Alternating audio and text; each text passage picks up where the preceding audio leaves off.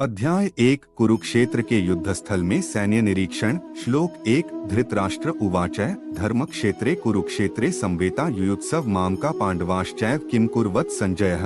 अर्थात धृतराष्ट्र ने कहा, है संजय, धर्मभूमि कुरुक्षेत्र में युद्ध की इच्छा से एकत्र हुए मेरे तथा पांडु के पुत्रों ने क्या किया।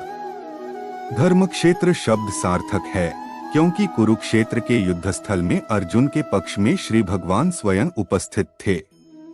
कौरवों का पिता धृतराष्ट्र अपने पुत्रों की विजय की संभावना के विषय में अत्यधिक संदिग्ध था। अतः इसी संदेह के कारण उसने अपने सचिव से पूछा, उन्होंने क्या किया। वह आश्वस्त था कि उसके पुत्र तथा उसके छोटे भाई पांडु के पुत्र कुरुक्षेत्र की युद्धभूमि में निर्णयात्मक संग्राम के लिए एकत्र हुए हैं।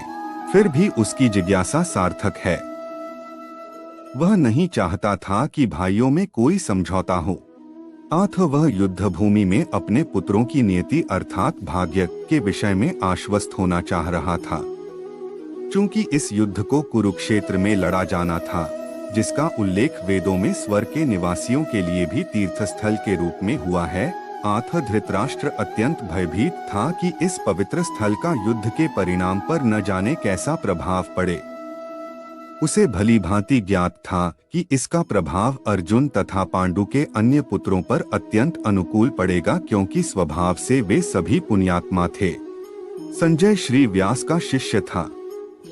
अतः उनकी कृपा से संजय धृतराष्ट्र के कक्ष में बैठे बैठे कुरुक्षेत्र के युद्धस्थल का दर्शन कर सकता था। इसीलिए धृतराष्ट्र ने उससे युद्धस्थल की स्थिति के विषय में पूछा। पांडव तथा धृतराष्ट्र के पुत्र दोनों ही एक वंश से संबंधित हैं, किंतु यहाँ पर धृतराष्ट्र के वाक्य से उसके मनोभाव प्रकट होते हैं।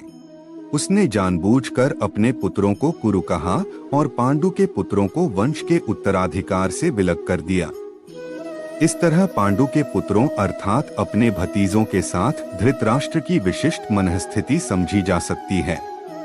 जिस प्रकार धान के खेत से अवांछित पौधों को उखाड़ दिया जाता है, उसी प्रकार इस कथा के आरंभ से ही ऐसी आशा की जाती है कि जहाँ धर्म के पिता श्री कृष्ण उपस्थित हों, वहाँ कुरुक्षेत्र रूपी खेत में दुर्योधन आदि धृतराष्ट्र के पुत्र रूपी अवांछित पौधों को समूल नष्ट करके युधिष्ठिर आदि नितांत धार्मिक पुरुषों की स्थापना की जाएगी। यहाँ धर्म क्षेत्रे तथा कुरुक्षेत्रे शब्दों की उनकी ऐतिहासिक तथा वैदिक महत्ता के अतिरिक्त यही सार्थकता है। आपको हमारी प्रस्तुति पसंद आई हो तो लाइक और सब्सक्राइब अवश्य करें।